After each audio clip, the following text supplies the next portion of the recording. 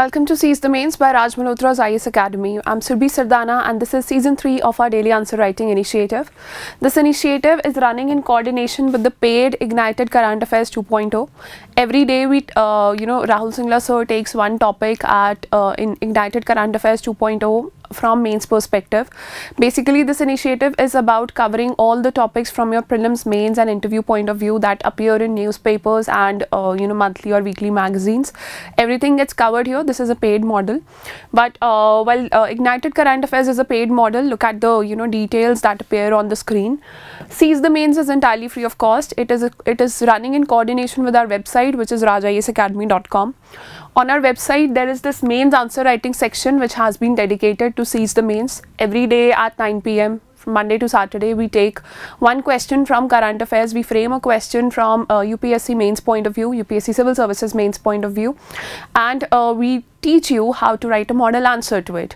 Everything, the question and the model answer goes to the website, so you can check it out there. All the previous ones also, they have been updated on the website. The special part here is that not only this, under the comment section for each and every question, under this comment section, as you can see, it appears start the discussion. So after going through the video, after understanding how to write the model answer, definitely try to write your own answer and post it on our website. Post it here in the comment section as just take pictures of your answers in the requisite format. Make sure that you are sending only clear pictures and straightened pictures. Do not send abrupt images, because then it becomes hard for us to evaluate, and then the answer has to be sent back. Our team evaluates your answers in the next few days and they respond back with their feedback entirely free of cost. So that's how you can learn from our team, and you can grow. You can learn the skill of answer writing and increase your chances of succeeding at mains. So definitely join the initiative, start writing answers. Even if you're preparing for prelims, I think 1 hour a day for mains, at least till February end or till we have March around. That is more than enough, and that is your approach. That is what your approach should be about. The topic for today is One District, One Product scheme, or the ODOP scheme. So let's see what is the question with regards to it.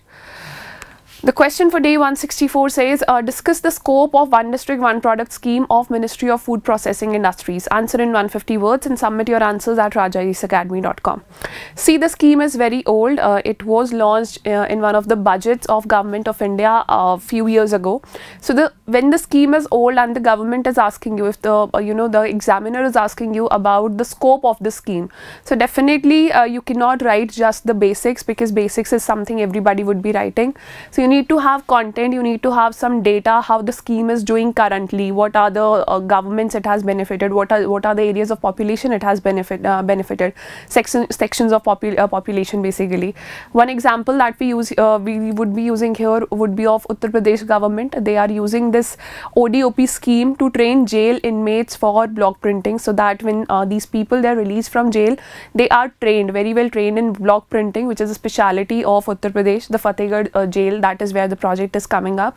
The next example that we would be using is about blue pottery of Jaipur, blue pottery of Rajasthan. Rajasthan has a lot of handicrafts which have been registered as GI, geographical indication tags also. So keep a tab on all these schemes and what is the state, what are the governments coming up, what are the initiatives that the government is coming up, because when the scheme is working, even then you can be asked a question, you can see a question in mains if it is benefiting a lot of people. So definitely this is one of those schemes. First of all, let's understand what do you mean by scope of a scheme. Scope of a scheme, it does not generally include benefits, it also includes the details of the scheme. What are the areas that it is tapping and how it is benefiting those areas. So scope will include details of the scheme and also the benefits of the scheme. So just understand that you need to address both parts. Also the answer has to be in 150 words only. So write in keywords, use a flowchart, use an arrow diagram for your entire answer. For example, while you're writing about the details of the scheme, write the details here, headline it, and you could draw this type of flowchart diagram, or talking about the details, this could be your flowchart. Use any kind of diagram that suits you. I repeat it again and again, so you'll have to write a lot of answers. You'll have to write at least a minimum number of answers to be able to find your own own approach to answer writing. Which approach suits you for 150 words answer, which approach suits you for 250 words answer, what can you do in science and tech answers, geography answers, history answers, or IR answers. So you'll have to have enough fodder, and you'll have to do enough amount of homework for your mains preparation as well. So those notes have to be, you know, created by you, and this is what we aim to aim to work for you, with you. So definitely, you know, start writing the answer. Just think about this. When this question appears, just, you know, pause the video here and see what do you know about the scheme, what do you remember. If you've not read it anywhere else, just Google it, or just go through the video and then see what should be the approach of your answer writing. Have a, you know, rough map of how you would be approaching this answer, and you know, this will basically build your muscle memory. You'll be able to, you know, start writing answers without any delay when after a certain time you've written a minimum number of answers. So always our rule is that we start with the introduction. We do not straight away give the answer to what is being asked. In the introduction we talk about what is being asked in the question. So here it is the scheme, one district one product scheme. So definitely we can talk about one district one product scheme, but why it was needed. So that if you write that one line, that why it was needed, that would definitely give a boost to your score. So yes, the Indian crafts, agriculture and food products have the potential to dominate the global market if provided with the opportunity for systematic growth and recognition. So just focus here, ODOP schemes, just not, though it is under Ministry of Food Processing also, so it does not just, you know, promote Indian agriculture, food products, it also promotes Indian crafts. So that comes under a separate ministry. The ODOP scheme aims to do that by providing the right support and business environment. So now with these two lines you've created a, you know, space for ODOP scheme. You've highlighted why this was important. So the scheme was launched by Ministry of Food Processing Industries to help districts reach their full potential, foster economic and socio-cultural growth, and create employment opportunities, especially in rural areas. So since the question demands talking about scheme ODOP that has been launched by Ministry of Food Processing, so we are moving towards that. It aims to do this by identifying, promoting and branding a product from one district, and that scheme, it aims to turn every district into an export hub through promotion of the product in which district specializes. So every district must have one kind of speciality, whether it is about a food product, agriculture or a handicraft. So that product would be promoted on the district level, and that product would be promoted on such a level, the quality would be improved, and you know, marketing would be brought in, innovation would be brought in, and you know, investment would be brought in for its mass production to such a level that that one particular district can be converted into an export hub in which the district has specialization of the product.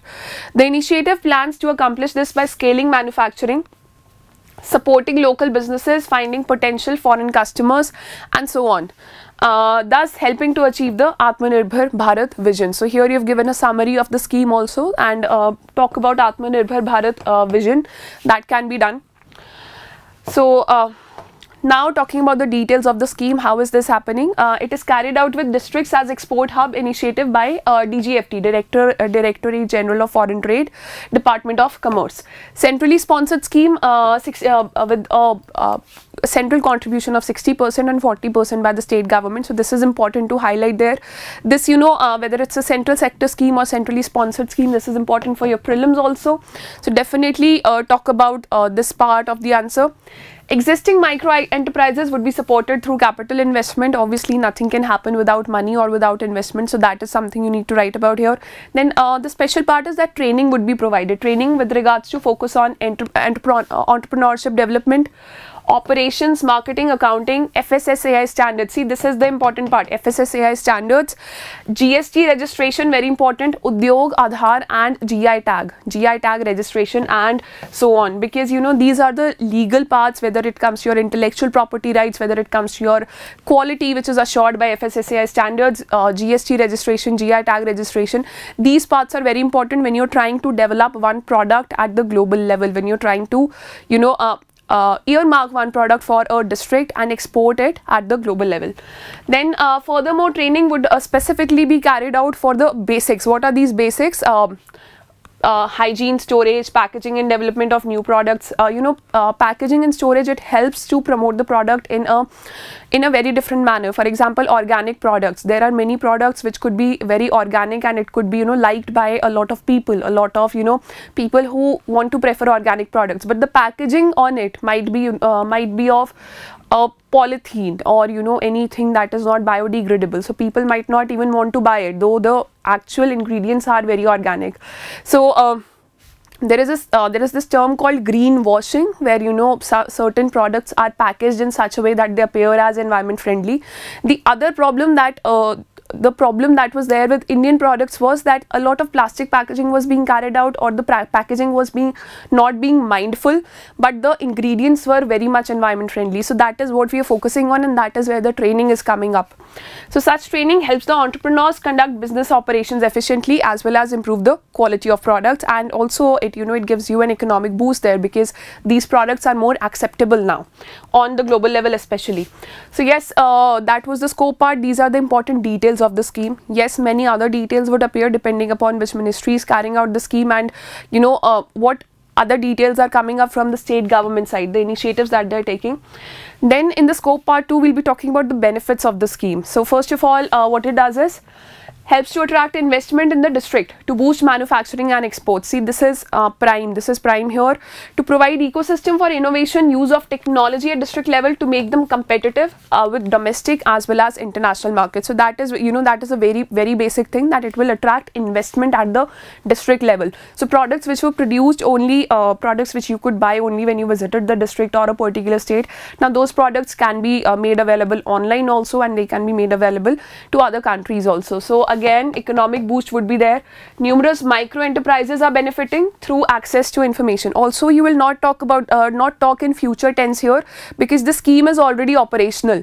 If you think that there are some benefits coming up in future, then switch to future tense. Otherwise, talk in the present tense only.